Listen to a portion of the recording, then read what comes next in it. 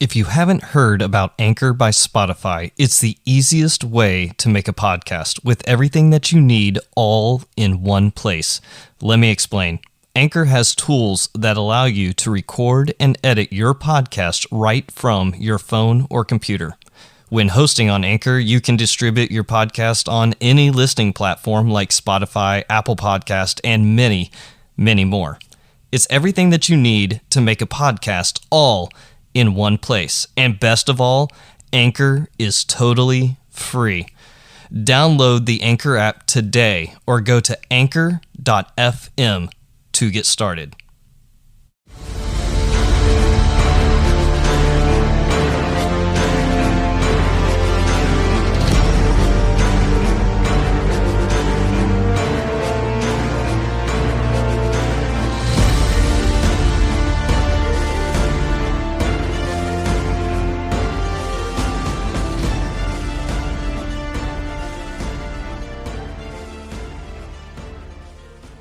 Welcome to the Wartime Leadership Podcast, where we explore what spiritual resiliency looks like from different perspectives.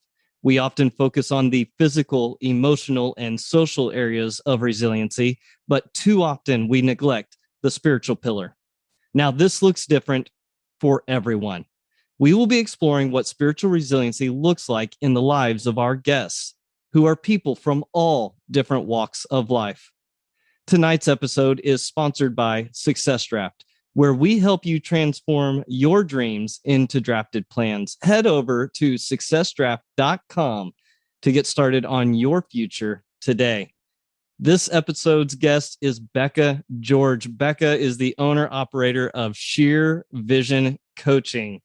Bekah, how are you tonight coming from Florida? Hi, Nathan. I'm doing great. Thanks for having me. How are you?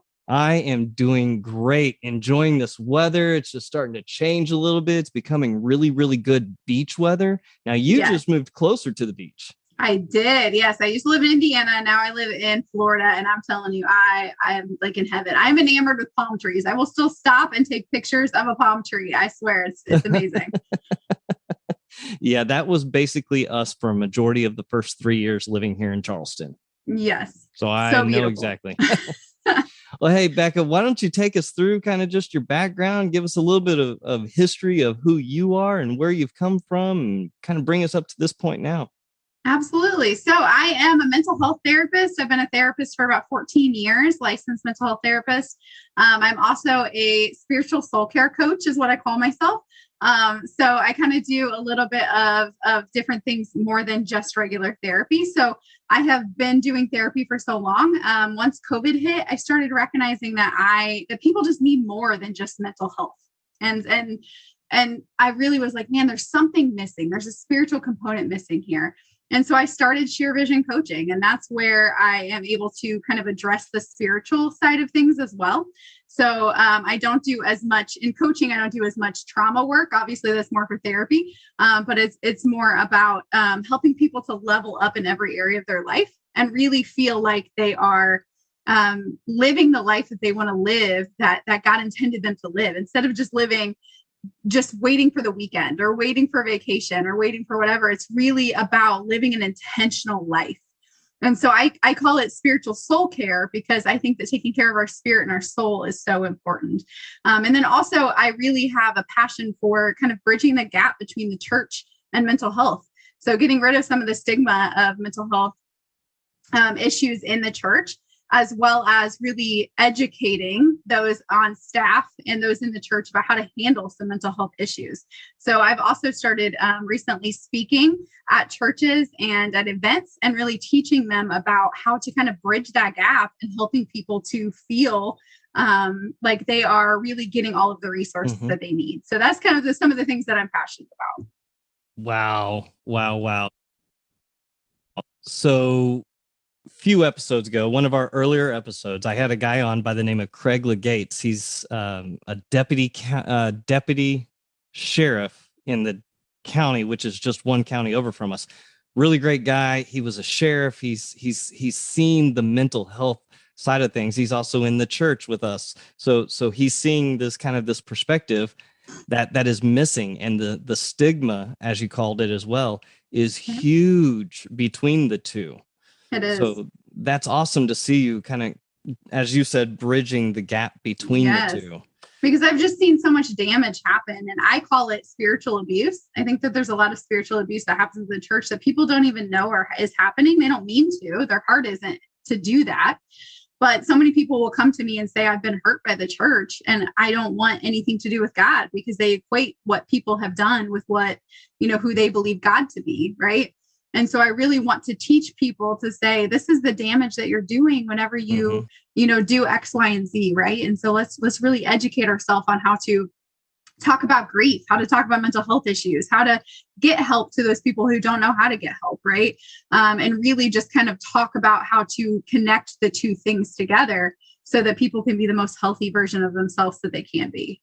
So within our church here in Charleston, we actually have a mental health counseling center that is located within our church offices. They actually rent space from it. And we did an entire sermon series, 4 weeks worth of nothing but mental health and the stigmas between the abuse, the alcoholism, all the different things that the church sometimes doesn't want to muddle in. Like they don't want to get into the middle of the muck. Yeah. I think they'd almost rather sometimes people be stuck there, because then there's a need for the church instead of trying to help them out. So it is beautiful to see what you're doing through this. I actually did a lot of looking back into what you were doing just to try to get perspective for this show. And I loved every minute of what I was looking. But before we get going too much into detail here, before we get going into the real juice of this, 5 simple questions brought to you by successdraft.com. What is one thing that you find repulsive? Oh man, mayonnaise. I think it's disgusting in all forms. I cannot stand it. Absolutely think it's so gross. Now, if it's in something, I can deal with it if it's mixed in, but like mayonnaise is just repulsive to me. Oh my gosh. So you're a mustard person? I don't even like mustard very much, but I much prefer mustard to mayonnaise. Okay, wait. What do you put on your hamburger then? Just ketchup. Oh my gosh. I know. Becca, we were so close to having a really good conversation. we were this close. It's tragic. I know. Oh, all right. What is one thing that is inside your online shopping cart that you have not bought yet? Oh, that's a really good question. So I just recently bought a new desk, and I really need one of those rolly chairs that's really nice for my back. I just have not finally done it because I'm cheap and can't bring myself to spend the money that it takes to get a really good quality chair. So it's sitting there in my cart. I just have not pulled the trigger yet. You got to push the button, Becca. You got to push it. My chiropractor's not happy with me. He's like, pull it together, Becca. Get it done. All right. What is one thing that you love about your job? About what you do? Man, there's so many things I love about my job. Today was an example. I had a client tell me today that prior to finding me, she felt like she was going to end her life. And because she was able to find me and really learn to work through the things that she needed to, and she reconnected with the Lord, that she felt hope again. And so as she's telling me that, I'm just like, tears are running down my face, because I'm just like, wow, I get to be a vessel of God, and I get to be used in this way. And that's an everyday experience. And so it's an incredible opportunity. Wow. That's amazing. And, of course, I'm wearing a shirt right now that says share hope. So that just means a lot. And just to know where I've been and what I've gone through, that does bring there's a lot of things that bring a lot of pain to a lot of people. And when they can have a moment of hope to be able to see beyond the situation that they're currently in, boundless joy. Absolutely. Yes. All right, Becca, who's your favorite superhero? That's such a good question. Superhero, man. I would say Thor, but I think that's just because he's really handsome. So I don't really have any other reason. All right, there you have it. Thor. I mean, Knappy doesn't count because I just think he's really handsome and he carries a hammer. I don't even know what he does. It's the blonde hair. I don't know. I don't know. It's just the muscles and the long hair and the beard. Wait, long hair or the short hair Thor? I prefer the short hair. I prefer short hair, but as long as he has a beard and the muscles, I don't really care. That's all that matters. All right. Hey, final question. I am giving you 2 tickets. I'm going to hand them to you. One is to somewhere that you've already been, and one is to somewhere that you have never been before. Where are those 2 tickets to? I would say probably Prague, Czech Republic is one of the place that I've been. I went when I was 18. I thought it was beautiful, but I think I wasted the trip because I was 18 and didn't really get to fully experience everything at that age. And somewhere that I've never been would absolutely be Israel. It's on my list of places I want to go. And I really want to walk the places that Jesus was and just see all of the sights that there are to see there. Absolutely. That is one of the things that is on my bucket list. Actually, whenever I retire, the trip I'm going to take my family on is to Israel. So I've never been able to go because of security clearance or security reasons, whatever the case was. But once I'm retired, we're going to make it happen. Make sure to post pictures. I want to see. Absolutely. Hey, so you've done and experienced a lot, and going into your company, coming out of working with a lot of ministers or being in ministry. Can you describe your leadership style, your leadership perspective, how you lead people? Absolutely. So I believe that leaders should always serve first. So the most important thing for me in leadership is to be a servant, because that's when you look at Jesus, that's who he was, right? He came to serve, and he was the first one to wash the feet of people. And he was there, doing that work with people and really, he was the last one up, right? Like other people were falling asleep and all of these things. And so I just think it's so important to serve people, because when you serve others, first of all, you are emulating Christ, but second of all, then you really create a posture in which other people can see you're not trying to make them feel inferior. And I really think that helps them to then respect you more and really take in whatever you have to say more, right? So that's the first and foremost most important thing, in my opinion. And that definitely puts legs to what you're saying. When the person that you're telling to do something, or that you're saying, hey, here's what you need to do, when the person that's stating that is out first. And I like how you said that, first up and first out. That's a great way to look at leadership. Yes, I just think that is so important, because so many people think that the more that we go up on the ladder of whatever it is, whether it's work or church or whatever, the less we have to do. But really, it's the other way around. It's the more we have to do, right? To whom much is given, much is required, right? Mm-hmm. So if you have that leadership, you should be doing even more and serving even more and looking for more ways to serve other people. Well, now, what does it look like whenever you're on a team of one? Because you often work alone when you're working one-on-one with clients. So what does your leadership style reflect then? Yeah. So first of all, I always try to, serve my clients always. And my question when I wake up in the morning is, how can I use the gifts that God has given me to serve other people, to serve everyone that I come in contact with? And then also I really look at utilizing the gifts as much as possible. When you look at the parable of the people who were given different talents, and some of them buried them and some of them used them, right? And I never want to get to the end of my life and have Jesus say, you didn't use the talents that I gave you, right? And so I'm never going to try to be a leader in something that I don't know. I am going to always look at, what are my talents? What are my giftings? What are the things God has given me to do? And then who has he entrusted me with that I can steward well, right? Because we have to steward well with what we have, or we're not going to be given more. And so I really, look at, like, how can I steward more? So there's been times where, I want to get out of therapy. So I really want to get into just coaching and speaking. And I asked the Lord about it. I said, God, can I get out of therapy entirely? And he said, no, you have to steward all these people well until I tell you your time is done. Right. And so that's a really big piece of leadership for me, in my opinion, is every person who I'm entrusted with, whether they're a difficult client and they just make me want to pull my hair out, or there's someone who this person isn't something I'm passionate about anymore. It doesn't matter. It's really about doing everything unto Christ, and making sure that I am giving them all that I can. And then also recognizing where my line stops of what I can offer, right? So if someone comes to me and says, I want some information about X, Y, and Z, or some help in this, if I'm not good at that, or if I don't feel led by the Holy Spirit, or I don't feel like I can do that, I then have to be a good enough leader to say, you know what, this is not my expertise. I'm going to refer you out to someone who can help you. Mm-hmm. I'm a connector. If I don't know, I'm not going to try to fluff it. I'm going to tell you, listen, I don't know, but I know where we can get it. Right. So, hey, so spiritual resiliency, what comes to mind whenever we say spiritual resiliency?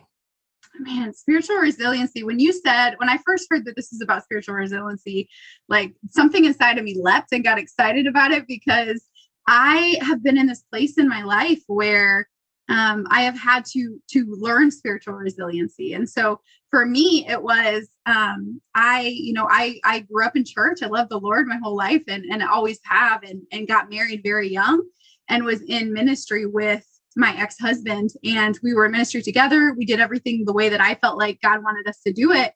And we still ended up in a divorce. And that divorce was devastating, to say the least, to me. And I was in a place where I felt like I no longer had a calling. I felt like I was very ostracized. I felt like, and I'm sure that there's some truth in that. And some of it was probably just my pain that I was seeing. But I felt like, no one wanted me to do ministry anymore. No one wanted me to be a part of churches anymore, those types of things. And people would say things that were hurtful. And I said, you know what, if this is what God is like, I don't want anything to do with him. And I ran away, and I just went far away. And I allowed that pain to drive me far away from God and from the plan that he had for my life. And that's when I started making really broken decisions out of my brokenness. And so I really felt like I had completely sacrificed my calling on the altar of divorce and had no purpose anymore. And so finally, when I came back to Florida after 8 years of bad decisions and pain and running from the Lord, I came back to Florida, and God reminded me of this hope. And he said, no one can pluck you from my hand. And he reminded me of the scripture that, we are in his hands, right? And then he reminded me of the scripture that says, my gifts and calls are irrevocable. That he gave me the gifts and calls that I had on my life long before this divorce or marriage ever came into my life, right? And so for the first time in 8 years, I had hope. And that's when he spoke to my spirit and said, you know what, you need to get up out of the pig pen, which was referring to the prodigal son story. If you haven't read it, please read it in the Bible. It's a cool story. He said, get out of the pig pen, wipe yourself off, and act like you're mine. And that's when he told me to write a book that's called Out of the Pig Pen, My Journey Out of Shame. And I started writing about this journey out of shame. And so for me, spiritual resiliency is really about learning to come back to what you know, or to really say, you know what, it's not always about how we feel. It's about what we know to be true, right? And so in that moment, for those years, I allowed the enemy, I allowed my own thoughts, I allowed my brokenness and my pain to tell me what was true. And so for me in those moments, it was, I don't matter anymore. And I was finally able to see the truth, which is, I do matter, and I do have a calling, and I do have a purpose. And so spiritual resiliency really is, to me, about truth over emotions. Wow. Truth over emotions. I like that. I'm actually kind of putting that down on my paper. So I take a lot of notes, right? Anytime I talk to anyone, I have to take notes, because this whole notebook is actually filled with wisdom coming from people. So I'm already on page 2, and we're only about 20 minutes into this. So good job, Bekah. Thank you. So with that, truth over emotion, how do you build spiritual resiliency within yourself? Like you, Bekah, how do you build it? So for me, it is about, first of all, who am I letting pour into my life, right? So at the time when I was far away from God, I was surrounding myself with people who also were far away from God. They were bitter and angry at the church. They were, they kind of had encouraged that belief system. Whereas now, I will love all people and encourage all people, but my inner circle, the people who speak into my life, are people who believe the way that I believe, because they are people who believe truth, right? That is my truth. That is I believe to be the absolute truth. And so the first thing is who are you lending your ear to, And so for me, that has to be the first thing. the second thing is really just spending time cultivating my beliefs and cultivating what I know to be true. So, I spend several hours a day listening to sermons, listening to books on audio that are, Christian based. I spend a lot of time on developing this belief system that I have, because I know now how serious it can be, that all it takes is one little seed of doubt to really, grow and become unhealthy. And so I really am very intentional about my time with God, and I'm intentional about my reading and understanding that. And then the third thing is really dealing with the past pain and hurt. So I started going to therapy myself when I moved to Florida. I had just gotten out of a really abusive relationship. I was in a really rough area of my life. And I said, you know what? I know I need therapy. So I went to therapy myself, and I started getting a coach myself. So I have a spiritual coach. I have a business coach. I have a nonprofit coach to help me with my nonprofit. And then I also have a mental health therapist. And so I just believe in getting a team around you that are going to build you up when you don't feel built up. Mm-hmm. And, in most cases, or in the perfect case, that would be all found in the church. That would be something Right. that the church is supposed to do for you. Because the church is a hospital when people are hurting. It's a morgue when people are dead. It's, whatever the analogy is that you want to put on it, that's what that's supposed to be. So it's within that community, within those people, you still have to identify individuals that are going to be able to come alongside. You don't have to have everybody in the church be your best friend. I mean, look at Christ. Jesus walked the earth. He preached, he did what he did, but he also had an inner circle of 12. Yes. And then an even smaller group of 3 that he fed even more into. So sometimes you have to find where those needs are, fill them with individuals that are within that circle, but don't let everyone in. Exactly. Not everybody deserves access to you, honestly. Absolutely. Man, I am getting lots of wisdom here tonight. All right. So how do you build spiritual resiliency within your family? You mentioned your 12-year-old daughter. I do. Yeah. So I'm a single mom. It's me and my daughter. And for me, I teach her the same things, right? I teach her a lot of truth. I believe very much about being truthful and not sugarcoating things. So I will say things like, you know what, there's going to be times that you don't want to follow Christ. There's going to be times that you don't understand this, or that this is totally makes no sense to you. But I have to remind you of the good things. So in the Bible, it talks about the importance of the Israelites creating altars, right? To remember what God has done. And so I tried to do that in my family. I have a book that I've written down a lot of good things that God has done. And then I try to share it with my daughter, which is what the word talks about, with sharing to your children and your children's children, so that people know, so that she knows that, hey, there's been so many miracles in my mom's life that show the goodness of God.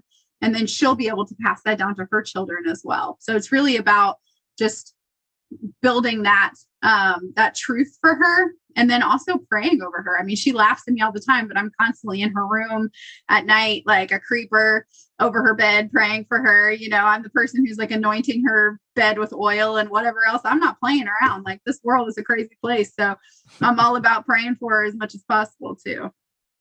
Wow. That's awesome. Who did that for you? My mom did that. So my mom definitely prayed for me the entire time that I was out, really struggling emotionally in these bad relationships, living out of brokenness. And I know that she prayed for me growing up. She prayed for us all of the time. And so the power, the praying mom is very powerful, And well, absolutely. She prayed for me growing up, and she prayed for me all the way through my years now. So I really hope that I can continue that on with my daughter and so forth. Absolutely. So now what does it look like with your team? Whether it's you're working with a client trying to build spiritual resiliency within them, or, a team that you've operated in, what does it look like to build that? Yeah. So when I'm working with a client or when I'm helping someone, first of all, I want to identify how they're feeling and why. And so I really try to follow the pain is what I always say. Let's follow the pain. So, if my arm isn't broken, it doesn't hurt for me to push on my arm, right? But if my arm is broken and I push on it, it's going to hurt. And so if I ask a client, what's your opinion or perspective on spirituality or on the church or on your relationship with God? And I feel like they're saying something bitter or they're unsure or they're kind of timid to say something. That's when I'm like, let's follow that pain. Where does that come from? Because it originates somewhere. And we dig deep into where is this coming from? Because like I said, when I went through my divorce, I felt like most of my Christian friends were not there for me. And almost all of my non-Christian friends were. And so I really believed that, the church was not going to be there for me and wasn't going to love me. And so if we dive deep into other people's pain when it comes to the church, then we can identify this is where that was wrong. And that's not what God intended us to be. But because we are flawed and because we live in a sinful world, this is how this happens, right? And so it's really about digging into all of that, healing that aspect, and then helping them to come up with a community that will hopefully help them to re-identify what they need. And come alongside and help build and continue to do. And then also really to rely on Christ, to know that there's no person that you can rely on, no matter how amazing the church is. We're not, this side of heaven, never going to be perfect. So people are always going to let us down. And of course, we should be connected to people and we should find a church home where that is the truth. But at the end of the day, if every single person leaves us, it's me and Jesus, and that's what it is. And so it's really also teaching them that, we do have to understand that people are always going to fail us. It's unfortunate, but oh, so true. Yeah. So true. All right. So I know you talked about your divorce a little bit. You talked about you're being very open and honest with us, which is absolutely amazing. Can you navigate us through a time in your life where you had to rely solely on that spiritual pillar, or a lot on that spiritual pillar? Maybe not solely, but walk us through a time where you had a dark moment, or where you were going through something where you had to rely on that pillar to get you through. Yeah. So honestly, I've had to rely a lot in this last 2 years as I left that abusive relationship, especially when I left him. I left not knowing if he was going to follow me and kill me. I left not knowing how terrible it was going to be. And I left having to restart my whole life again. And so, I was, we had lived together. And so I had all of my stuff tied up with him. And I put whatever I could fit in my vehicle and I drove off kind of in the middle of the night as fast as I could go, get out of there, And I really had to, even though I felt far from God, I really had to pray and say, I trust that you still haven't forgotten me. And I trust that you are here. And I trust that you are still having a plan for me. And he did. And that's the thing, is he set me up months ahead of time to know what I would need. He'd been waking me up in the middle of the night for months to say, start a business, start a business, start a business. And I said, I don't need to start a business because I had a great job at the time. I was making really good money. I didn't need to start a business. And this is right before COVID. And he just kept waking me up, start a business. And so I did. And so because of that, when COVID hit and I lost my job, just a few months later, I was able to transition to completely telehealth, doing everything online, which means that I could leave and come to Florida, far away from him, and be able to still take care of my family, still take care of my daughter, because I didn't have to be in a brick and mortar place. Right. And so recognizing that he had set me up months before I even knew what I needed. And so he always goes before me and sets me up for what I need before I need it. And so that was one of those moments where I was just like, okay, God, it's me and you. And he brought me to Florida to heal. And I didn't know a single person. The only person I knew here when I moved here was my ex-husband and his wife. And that was it. And I moved here so that she could be closer. My daughter could be closer to her dad. Oh, wow. And it was a really rough time because I knew no one, but God told me, he changed my perspective on that. He said, I brought you here, beloved. He calls me beloved a lot when he talks to me. And he said, beloved, I brought you here so that it's just me and you. And I brought you here for this healing. And so I was able to change that around to say, he loves me enough to want my undivided attention for this amount of time where it was just me and him. And a lot of times it was just me walking on the beach, crying before him and just praying. And so that has really been the time when I've had to lean on him to get through this and to build a whole new community and to heal through some of the most traumatic things I've had to go through in that 2 years that I was with that man. And really just relearning who I am in him. Wow. So you thought you were running, you thought you were getting away, when in reality, you were just getting tired. Exactly. I think that's the story of a lot of us, right? Like we try to run so far away from our core beliefs and those things that we hold so internalized that we just get tired. And eventually we get so beat down that it's like, okay, fine. Do what you need to do. Just get it over with. Yeah. Wow.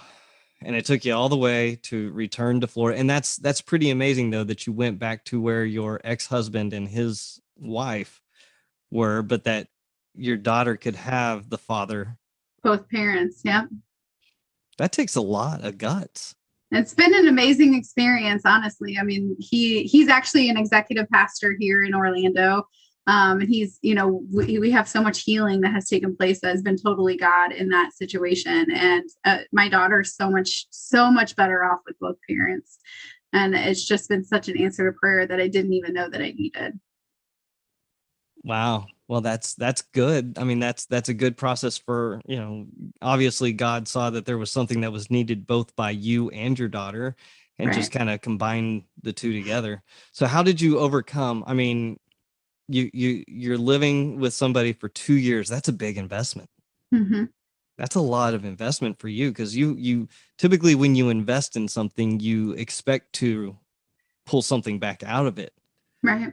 So how did you just pick up and leave? How did you just pick up and run? Honestly, that was the grace of God, because he had scared me so much that I thought, I'm just going to be with him until he kills me. That was really kind of my perspective.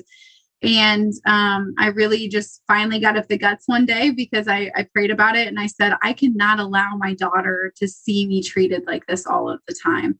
I cannot. And so I actually called her dad and asked him if he could take her for a small period of time so that I could figure out how to get out of there safely. So she was here, thankfully, whenever I packed all my stuff up and drove here. And it really was just one of those things where I did it for her in the moment. But she was my motivation. And I just said that I know that there's something deeper here. And my abusive ex would always used to use the Bible against me. And there's still some scriptures that when I read it, it makes me feel sick. That's how terrible it was. And I remember thinking, I'm not those things. Like I'm not the things that he says that I am. And so I'm gonna lay myself down before the Lord and just say, if nothing else, if you can just help me get out of this, that's all I'm asking for. And so it really was just a lot of like, I'm just gonna, hope to God that he still hears me. And he did. Too often we make that prayer, right? God, if you just get me out of this one last time, I swear. But you've so many times I've prayed that. But you've taken it and you've turned it into a life, into the lifestyle, into what was intended by that original prayer. Right. And that's great to see. I mean, just the power of being able to, you weren't beaten down enough to not be able to pick yourself up and run. No. And that's awesome to see, right? That takes a lot of strength. That takes a lot of encouragement. That takes a lot. And I don't think people have a full grasp. Anybody, I could say to you, and I hate it whenever people do this. They say, oh, I know what you're going through. No, I do not know what you were going through, Bekah, but I knew where you were trying to get to. Mm-hmm. And it's beautiful because you can see the smile on your face. You can see that you're happy where you are in this moment, because now tell us about how you're taking that moment or those 2 years and turning it now with your company, with your business. How can people get a hold of you for that? Yeah. So now I really am just so passionate about teaching people about healing. So one of my biggest platforms is all about shame and about how to help to overcome shame. And so that's one of the biggest things that I do speaking engagements on now is let me talk about my journey out of shame, right? And helping people to overcome that, because that's one of the emotions that I see people that make them get the most stuck is shame. And it just is so damaging. And so I really have built this whole ministry around helping people to get out of this, as well as, helping them just to level up in every other area and really helping them to fully embrace who God created them to be. So anybody can find me on my website, which is sheervisioncoaching.com. So that's spelled SHEAR, visioncoaching.com. Or I'm really active on Facebook. If you want to add me on Facebook, anybody is welcome to add me. It's Bekah George. So that's spelled Bekah George. Also, I'm on Instagram at Sheer Vision Coaching. And so anybody wants to, find me any of those ways, you could also just email me, which is just Bekah at sheervisioncoaching.com. So I would love to meet with anyone and help anybody in any way that I possibly can.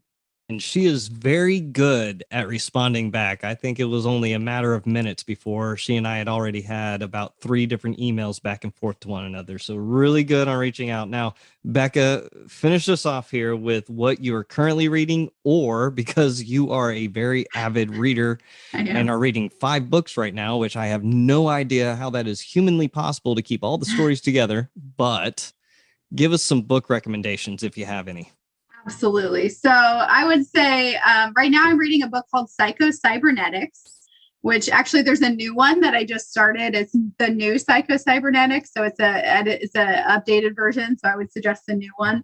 And it's basically all about just the way that you perceive yourself. It's not a Christian book necessarily, but it is about just really self-esteem and believing in yourself and reshaping your subconscious to the way that you want to see yourself. So it's been a really great read.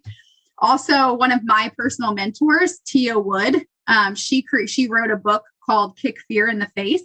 And I just finished that book and it is excellent. It's on Audible and you can get it on Amazon as well. And I also just finished a book called Peaks and Valleys, which talks a lot about, just using the peaks and valleys of our lives as something that are strengths and not always weaknesses, especially the valleys. So that was a really good read as well. All right. So Kick Fear in the Face. I just love the title of it by itself. She's amazing. Yeah. And the book is incredible. Absolutely. All right. Well, Bekah, do you have any final words for us? Do you have anything that you want to leave us on, a special note? I'm just so excited to have been here, Nathan. I really appreciate you. And I just say to everybody that God does have a plan for you. And, the plan is good and it is amazing. And if you're in a hopeless place, or if you're in a place where you just feel like you are just kind of floating around or just surviving, like, please reach out. If it doesn't even have to be to me, but reach out to somebody and get some help so that you can thrive, because God created us to thrive and not just survive. Well, I will tell you right now that one of the biggest things that I took away from this was spiritual soul care, and to serve first up and serve first out. Those were some of the biggest takeaways that I had. So thank you, Bekah, for joining us. Today's episode is only possible thanks to my friend and producer, G. Frazier, with 369sounddesign.com. He has the hardest job, as I say every single week, because it truly is the hardest job in the entire world, is trying to make me sound good. But Jeff, you do it somehow week after week, and I am so grateful for the relationship with you and how it transcended from the military to our time outside of the military. But we are blessed by the entire team here at the Wartime Leadership Podcast. See you